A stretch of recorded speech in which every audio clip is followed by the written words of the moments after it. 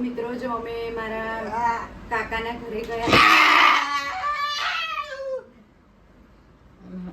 મન છે ને આજે થાકી ગયો છે એ ક્યારનો રમતો હતો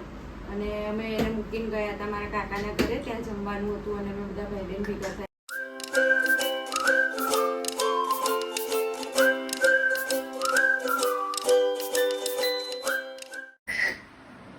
ગુડ મોર્નિંગ જય શ્રી કૃષ્ણ કેમ છો બધા મજામાં હશો એવી આશા સાથે આજનો અમારો નવો બ્લોગ ચાલુ થઈ ગયો છે અને મનભાઈ સવારે ઉઠ્યા હતા અને ઉઠીને મેં તમને કીધું એ પ્રમાણે એને સવારે અત્યારે હું સફેદ ડુંગળીનો રસ અને મધ આપું છું તો સવારમાં મેં એને પહેલાં મધ અને પીવડાવી દીધું છે અને પછી એ પીને પાછો સૂઈ ગયો હતો તરત ખવડાવવાનું નહીં નળના કોઠે આપવાનું એટલે ઉઠે એટલે પહેલાં એ મેં એને પીવડાવી દીધું છે અને પછી હવે અડધો કલાક પછી ખવડાવવાનું એટલે પાછો એ પી અને સૂઈ ગયો હતો અને અત્યારે જો એને દૂધ બિસ્કિટ ખવડાવું છું પછી એ પીવડાવ્યા પછી 1-2 દિવસમાં આમ કંઈ ખેંચમાં ફરક લાગે હજુ 1-2 દિવસમાં ખબર એટલે ના પડે કે એને ઘણીવાર એવું થાય છે કે વચ્ચે 2 દિવસ બિલકુલ ખેંચ નહીં આવતી અને પછી ઘણીવાર એવું હોય કે એક દિવસ આખો દિવસ વધારે ખેંચ આવે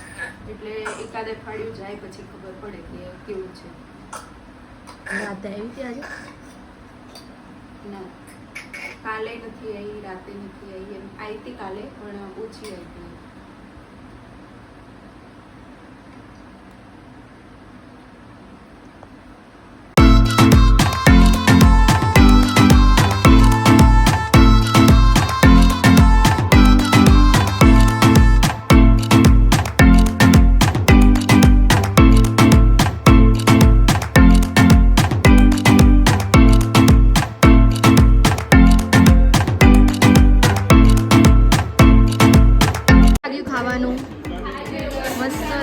કેટલું ખાધું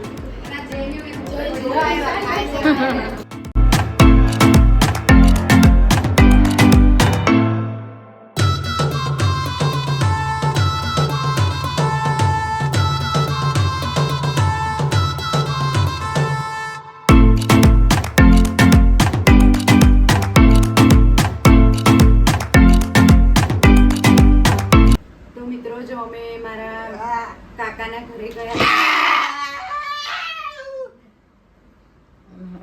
મન છે ને આજે થાકી ગયો છે એ ક્યારનો રમતો હતો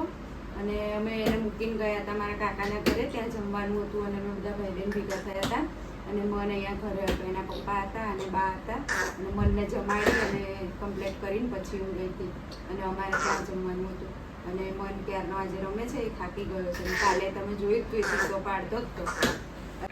આખો દિવસ ત્યાં આજે બધા ભાઈ બહેન ભેગા થયા હતા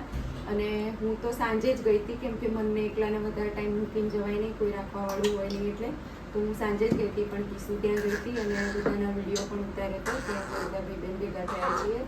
અને અમે આવી રીતે લગભગ 12 મહિનામાં 1-2 વાર ભેગા થઈએ વધારે થતા હશું પણ 1-2 વાર તો એ કાકાના ઘરે જ એક ઉત્તરાયણ તો એમના ઘરે ફિક્સ જ છે કે ઉત્તરાયણ બધા ત્યાં જ હોઈએ પછી હોળી ધૂળેટી હોય ત્યારે પ્લેટફોર્મમાં ભેગા થઈએ અને પાછો વચ્ચે કોઈને મન થઈ જાય કે ભાઈ અત્યારે બધા ભેગા કરવા છે જમાડવા છે તો પાછા બોલાવી લે તો એવી રીતે અમે વર્ષમાં 2-3 વાર તો એવી રીતે હોઈએ જ બધા